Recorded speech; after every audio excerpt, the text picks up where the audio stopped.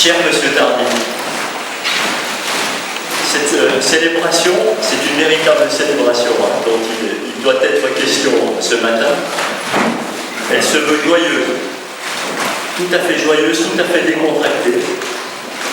Et je tiens d'abord et avant tout à vous dire que nous sommes extrêmement heureux, extrêmement fiers aussi de vous accueillir ce matin. C'est une immense fierté. Une immense fierté pour un certain nombre de raisons, qui sont objectives pour certaines d'entre elles et tout à fait affectives pour certaines autres. D'abord, et pour beaucoup de gamins de Bellegarde, c'est mon cas aussi, mais il y en a beaucoup dans cette salle, pour beaucoup de gamins de Bellegarde, il y a l'idée de comment se fait-il que ce cher monsieur Tardy, qui n'est pas né sur notre territoire, ait pu tomber en amour de celui-ci, et puis le considérer à un point tel qu'il en ait fait un sujet d'étude, qu'il en ait fait presque l'œuvre d'une vie, qu'il en ait créé une véritable somme. Et cette capacité à regarder notre territoire,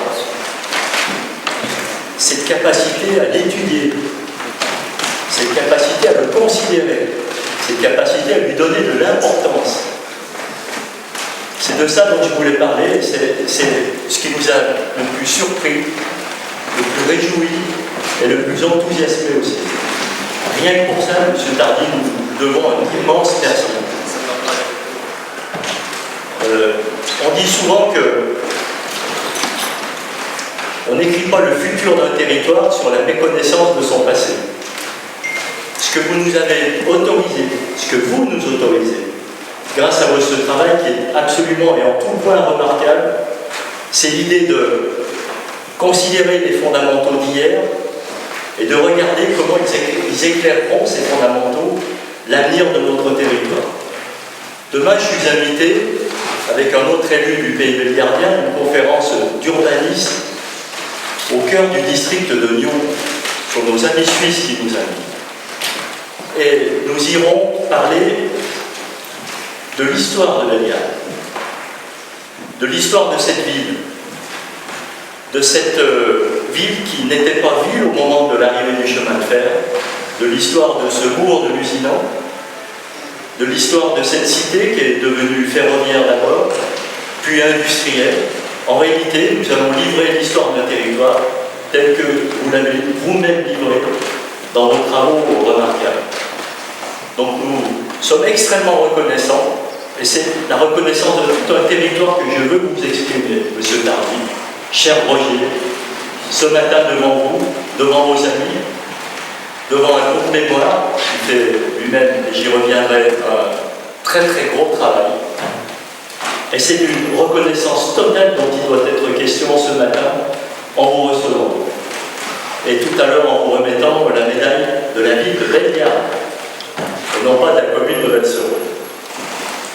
J'en profite pour remercier et féliciter chaleureusement les membres du groupe mémoire qui, pour rien au monde, auraient loupé cette rencontre de ce matin. Groupe mémoire que nous avons souhaité créer avec Jean-Pierre Fillon, c'était en 2014, de mémoire, et qui va donc fêter ses 10 ans l'année prochaine, il faudra y penser. Un groupe extrêmement actif, et un groupe que nous avons souhaité créer avec Jean-Pierre sur l'idée qui était un peu la vôtre, qu'on ne doit jamais insulter le passé, encore une fois, dans la lente préparation de l'avenir. Et quelque part, ce groupe est un peu né de vos propres travaux. Vous voyez que la reconnaissance totale que nous vous devons, elle est multiforme. Je ne vais pas être beaucoup plus long, je voudrais profiter aussi, cher Monsieur Tardy, parce que je ne perds jamais une occasion de le faire en gamin de Bellegarde, pour saluer la mémoire de quelqu'un que vous avez bien entendu, très très bien connu et particulièrement apprécié, qui est la mémoire de Marcel Bertel. En gamin de Bellegarde, évidemment, j'ai connu Marcel, c'est comme ça qu'on l'appelait, avec ses baskets. Il avait d'ailleurs lancé une mode qui est une mode actuelle, puisque Marcel, avec ses costumes, portait des baskets. Je Je crois que votre relation à Marcel Berthet était très très intime. Elle était un peu idéologique aussi. Mais l'heure était à l'idéologie, aux convictions en tout cas. J'ai connu tout ça à travers mon père qui lui était gaulliste. Alors je ne vous dis pas les relations entre Marcel et mon propre père, elles étaient extrêmement courtoises. Mais là il était question de convictions chevillées au corps, et chacun affichait son idéologie, affichait ses croyances, et n'avait pas peur en tout cas d'entrer dans des débats qui étaient des débats nourris, parfois un peu musclés, mais toujours tout à fait très conviviaux et très respectueux de la personne humaine. Je tenais à parler de Marcel Berthet parce que nous sommes nombreux à avoir été marqués par son œuvre et par ce qu'il a incarné sur notre vie. Je n'oublierai pas de parler de Louis Chanel aussi, qui a été le prédécesseur de Marcel Berthet, qui était maire de Bellegarde, Louis de 1965 à 1977, profondément marqué aussi par les événements historiques, et qui avait été profondément marqué lui-même par l'expérience, si je peux parler de l'expérience, son expérience à Mauthausen de mémoire, et qui était rentré de Mauthausen extrêmement marqué comme on peut l'imaginer. Cher Monsieur Tardy, l'heure est venue de vous remettre la médaille de la ville de Bellegarde. Encore une fois, je suis fier, touché, très affecté presque par votre présence. Je sais qu'elle vous fait plaisir aussi. Je sais que vous êtes heureux d'être là. Mais je sais dire aussi que nous sommes sans doute encore un peu plus heureux que vous de vous accueillir. Je parle beaucoup au nom du groupe Mémoire. Encore une fois, nous attendions avec impatience ce temps. Et nous sommes heureux qu'il se réalise. Cher Roger, je peux me permettre de vous appeler Roger, devant donc le groupe Mémoire, devant un certain nombre d'élus, devant un certain nombre de vos anciens élèves. L'heure est venue donc pour moi d'honorer votre travail, de vous en remercier et de vous dire à quel point vous avez fait la fierté de ce territoire. Merci infiniment, monsieur.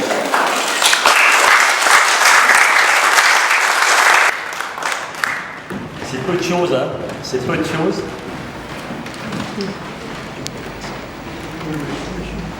Voilà. Alors c'est le maire de Valserone qui remet la médaille de la ville de Bellegarde. Je le fais devant la mairesse déléguée de Bellegarde-sur-Valserine. Mais voilà, je suis très très heureux, monsieur Tardy. Merci infiniment. Et puis continuez à écrire. Hein. On attend le tome 6. Je suis encore plus heureux que ici d'habitude, tout le monde est heureux, mais je suis uniquement dessus parce que ça fait des années que l'on rêvait de pouvoir vous réunir aujourd'hui, de manière à pouvoir vous honorer par rapport à tout le travail, la somme considérable de travail de mémoire que vous avez réalisé en éditant vos 5 tomes, la richesse du texte qu'on vient puiser devant nous en tant que groupe mémoire chaque fois que nous avons besoin de rédiger un article, de renseigner quelqu'un ou nous-mêmes de chercher un renseignement. Un ouvrage extrêmement documenté que j'ai pu voir chez vous plusieurs fois, la quantité de documents que vous stockiez dans les cartons depuis des années. Et la chance que nous avons aujourd'hui, c'est qu'il pu tout imprimer, tout rédiger et tout éditer. Donc comme je dis, je note une chose, je sais que la prochaine étape pour vous, c'est de rédiger votre biographie ou vos mémoires, je ne sais pas exactement comment vous allez les nommer. On attend quand même le tome 6 et 7 pour arriver jusqu'à la période actuelle sur la ville de Bellegarde. Mais bien des ville qui apprend beaucoup d'histoire, il est récent, 1858, mais grâce à vous aujourd'hui, elle est avec un H majuscule dans des livres qui resteront pour pérennité. Et cela, je tenais vraiment vous en remercier au nom du groupe Mémoire, au nom de toutes les personnes qui aujourd'hui sont venues vous accompagner, vous honorer et vous féliciter. Donc, par rapport à cela, je voulais également souligner qu'on a eu la chance de vous côtoyer. Michel Blanc nous a remis, et eu beaucoup d'échanges avec vous, dans des espoirs de Gifustier. Parce qu'à chaque fois qu'on vous trouve une photo ou un document, vous nous rajoutez un chapitre. Et on a eu l'occasion également de rencontrer votre épouse qui a eu longtemps la tâche de mettre par écrit à la machine les textes que vous écriviez de façon manuscrite. Donc, voir cet aboutissement avec le tome 5, c'est fabuleux. Vous avez tenu votre engagement que vous étiez donné vous-même. Et nous, ça va être un plaisir de le découvrir parce qu'aujourd'hui, il est guidé, il est sur la table derrière vous. Je vais vous expliquer une chose, c'est que tout ce travail, c'est assez exceptionnel, c'est une richesse sur laquelle c'est considérable, et c'est surtout quelque chose que vous avez fait en auto-édition, ce qui est encore plus rare, c'est-à-dire sans aucun soutien ni aide de quelconque, financé par vos soins, et c'est encore plus remarquable, et je pense pas que ça soit une situation très économique, mais vraiment, merci, un grand merci du fond du cœur. Voilà, je vais être bref et je pense que je vais vous passer la parole à M. Chalet. Je ne sais pas quel ordre vous avez prévu d'intervenir. Je suis historien et du coup je me rends compte de votre travail et je ne sais pas si chacun d'entre vous vous rendez compte de ce que ça signifie un tel volume. C'est-à-dire que pour écrire pour 5 volumes, 5 volumes, imaginez le temps que ça représente en archives. Il faut aller chercher les archives, il faut les analyser, il faut démultiplier les notes, ça représente, et j'ai aucune idée, tellement je suis admiratif face à ça, la quantité de travail que ça représente. Et là où vous êtes excellent, c'est que non seulement vous avez fait un travail de recherche exhaustif, mais ensuite votre travail d'écriture est énorme parce que vous avez tout mis en valeur en organisant. Et vos livres sont à la fois d'une précision redoutable, c'est-à-dire que ça va être une base pour tout le monde pendant des décennies, des siècles, c'est un travail jamais ce qu'il fait là.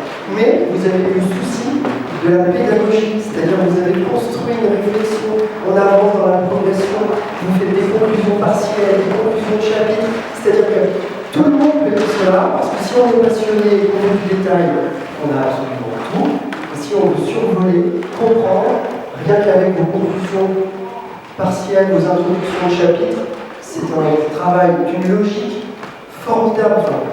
Voilà, je suis historien, je n'ai pas fait une chose pareille, je ne sais pas si j'aurai la chance dans ma vie de faire une chose pareille. Encore jeune. Oui, je suis encore jeune, mais qui peut être sur la voie longévité comme vous, mais bravo, bravo, bravo.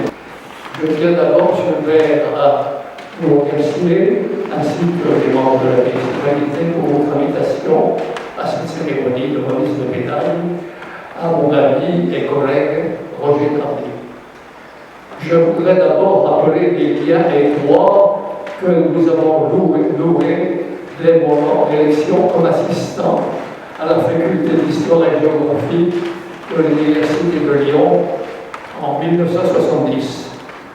Un de mes plus anciens souvenirs est celui d'une rencontre à l'Institut d'études rhodaniennes, était au Bernard Rome à l'époque, rencontre avec le professeur Maurice Leladou, dont le jugement faisait autorité et qui devait d'ailleurs terminer sa carrière au Collège de France. Il m'a parlé spontanément de la publication par l'Institut d'un ouvrage de grande qualité sur le pays de gestes, terre frontalière. C'est la signature de Roger Tardy. Je me suis plongé dans sa lecture et en ai tiré deux sortes de conclusions. J'en ai d'abord admiré la facture très équilibrée qui faisait ressortir les équilibres, les inconvénients et les avantages résultant de cette localisation frontalière. Je pense qu'une telle publication mérite encore d'être lue aujourd'hui, malgré la rapidité de l'évolution qui caractérise notre époque. La deuxième conclusion a été que l'auteur d'un tel livre pêchait par sa trop grande modestie. Il aurait été logique que cet ouvrage soit présenté comme une thèse de soutenance, par la soutenance de laquelle il aurait acquis le titre de docteur ès lettres, ce qui lui aurait permis de monter dans la hiérarchie professionnelle. L'apparition du cinquième et dernier tome de l'étude sur la commune de Légane prouve que M. Tardy, né à Bois-d'Amont, sera resté jusqu'à ce jour fidèle à ses attaches jurassiennes. Je reste pantois devant l'énormité de la tâche accomplie, la masse d'informations accumulées pendant de nombreuses années. Je poursuis actuellement des travaux beaucoup plus modestes sur les communes de la région lyonnaise. Si l'on accepte les deux mastodontes que sont Lyon et Villeurbanne, je peux affirmer qu'aucune localité de cette région n'a fait l'objet de travaux d'une telle ampleur. La majorité d'entre elles n'ont même pas d'ouvrage sous leur nom. On peut s'interroger sur la possibilité d'écrire tant de pages sur une commune à taille de Bellegarde. Pour le comprendre, il faut se plonger dans leur lecture. C'est ce que j'ai fait sans hésitation lorsqu'il m'a demandé de relire son texte au fur et à mesure afin d'y traquer d'éventuelles imperfections avant de signer le mot à imprimer. Il y a eu de nombreux, je suis allé de nombreuses fois chez lui, sur son domicile, habitant la Chambassée, pas très loin. J'ai alors pu constater qu'il ne s'agit pas seulement d'une monographie dont l'ambition se limiterait à un instantané, à un tableau de la situation actuelle de la ville de Bâle. En historien, M. Tardy ne nous laisse rien ignorer des longs cheminements qui ont conduit les hommes à adopter pour finir telle ou telle solution après beaucoup de tâtonnements. C'est le cas typiquement pour les différents projets d'aménagement hydroélectrique du Rhône. Par ailleurs, sa formation de géographe l'a incité à établir des comparaisons à l'échelle départementale, régionale, voire nationale, pour mieux caractériser la spécificité du cas de Bellegarde, à telle enseigne que l'ouvrage peut intéresser tous aussi bien les citoyens de Nantua, de Mollet, de Bourg-en-Bresse, désireux d'élargir leur champ de réflexion. Il me reste, pour finir, à formuler un vœu. J'ai eu, dans mon collège savoyard, un professeur qui, une fois à la retraite, s'est investi dans des recherches sur la commune d'Albertville, où il avait sa résidence. Pas question de savantes publications.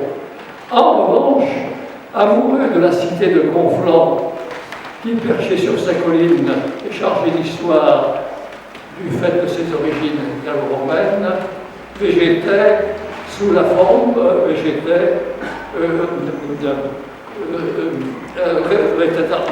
au-dessus de la commune. Il n'existait pas d'Albertville. Il y avait en bas, au pied de l'Arly, un ancien établissement de l'ordre de Saint-Jean de Jérusalem, qu'on appelait l'hôpital. Et parfois, quand on disait je suis l'hôpital, il y avait toujours quelques personnes pour dire il s'assoit, l'impression que je suis peut-être un petit peu dérangé. Bon. Et il a fallu que les gens de l'hôpital demandent au roi Charles Albert, c'était Clément Sardaigne, de changer de nom. Et c'est à ce moment-là que l'hôpital est devenu Albertville et a annexé, bien entendu, Conflans. Ce professeur s'appelait Marius Uri. Je sais que dans la conjoncture pré-olympique, la ville conquérait de nouveaux espaces. M'inspirant de cet exemple, je me permets de souhaiter qu'un jour proche, le nom de Roger Tardy soit attribué à un lieu de haute fréquentation, à défaut d'une nouvelle rue, car ils ne sont pas tous les jours sans doute. Il pourrait s'agir d'un soir, d'une place, d'une promenade, d'une école, d'un établissement public, et la qualité d'historien de Bellegarde se graverait dans la mémoire de la population. Encore merci d'avoir donné ce temps de parole. Je vous remercie infiniment de m'avoir accordé la médaille de la ville de Bellegarde, la troisième ville du département. Les remerciements s'adressent également aux personnes du conseil municipal qui ont bien voulu assister à cette cérémonie. Et je vous dirai brièvement brièvement pour quelles raisons je me suis intéressé à la ville de Bellegarde. J'ai passé ma jeunesse dans la ville de Divonne et je fréquentais les établissements scolaires de Toyonnax, où j'étais inscrit à l'École nationale professionnelle et au Collège de Nantua. Dans les voyages entre Divonne et Toyonnax, d'autre part Nantua, l'arrêt était obligatoire à Bellegarde et on s'arrêtait pour faire le raccord des voies. C'était l'occasion de visiter la ville. Et j'avais également des camarades d'établissement qui logeaient à Bellegarde. L'occasion la plus précise était la suivante. En licence de géographie à l'université, en troisième année de licence, les étudiants devaient suivre un stage de géographie, un stage pratique pour appliquer en pratique les raisons, les connaissances des cours qu'ils avaient suivis au cours de l'année. En 1985, c'était mon tour et j'ai choisi Bellegarde. Pour la première raison, c'est que la directrice du lycée Saint-Exupéry avait accepté de loger les étudiants dans un dortoir désaffecté et de leur donner les repas de la journée. Ensuite, l'autre raison, c'est que le maire de Bellegarde, Marcel Berquet, avait accepté de répondre aux questions qui leur seraient posées par les élèves. Ces étudiants s'étaient répartis en 3 groupes, en 7 groupes. Le groupe de géographie physique, le groupe de géographie rurale, le groupe de géographie du commerce, le groupe de géographie des transports et de la gare, le groupe des industries et le groupe de la physionomie de la ville. Le samedi, dans la salle du conseil, ces étudiants avaient présenté les résultats de leurs travaux, ce qui avait amené à rassembler beaucoup de documents. En plus, pour préparer ces exposés, j'avais fréquenté longuement les archives de Bellegarde, les archives de Bourg et aussi les archives nationales. Si bien que, après la formation de ce stage, j'avais beaucoup de documents qui me restaient et le maire de Bellegarde m'a proposé de faire un livre sur le sujet, ce que j'ai entrepris de faire pendant ma retraite. Ce sont là les raisons expliquant pourquoi j'ai accompli ces livres sur Bellegarde. Voilà, merci de m'avoir écouté.